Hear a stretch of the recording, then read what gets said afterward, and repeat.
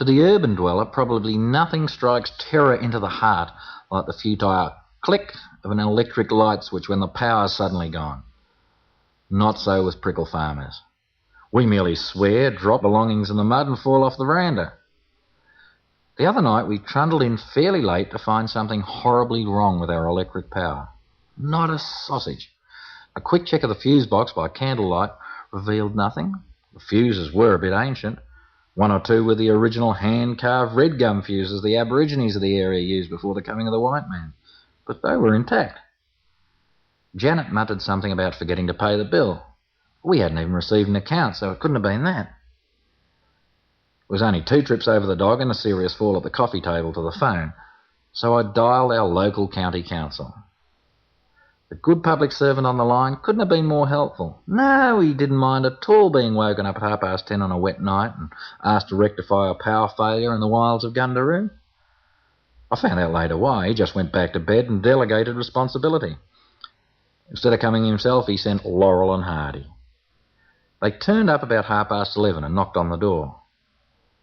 In my rush to get the power back on, I leapt out of bed and put my overalls on backwards. Then I couldn't find the buckle, so I wrapped the braces around my waist. Abbott and Costello didn't bat an eyelid. I showed them the fuse box and they dismantled it and studied the contents.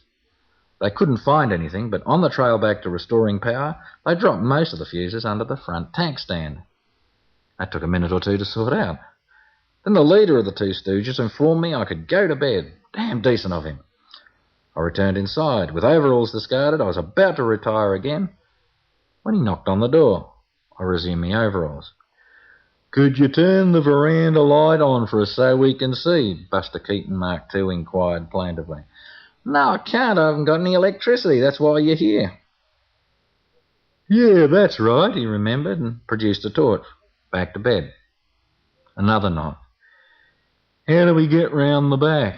A veritable Spike Milligan this time. I offered to show them and don the overalls again. This time I got the braces crossed between my legs and was only able to manage a slow hobble.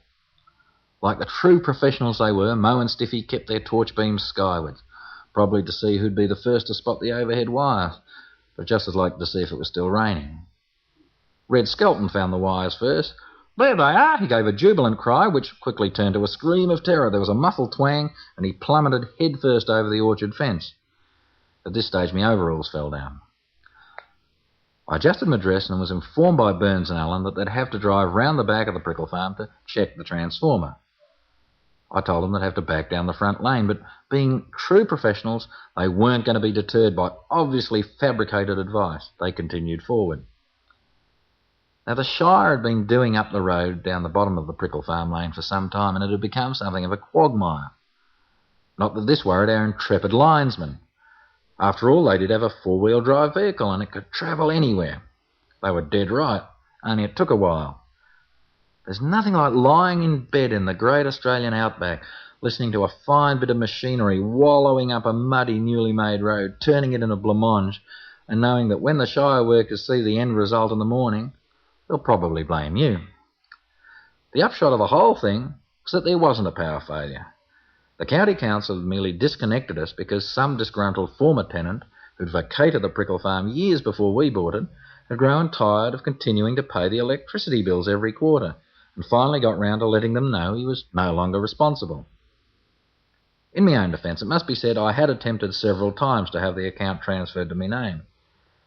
But perhaps the county council's late-night linesmen, Morecambe and Wise, are also responsible for the clerical work.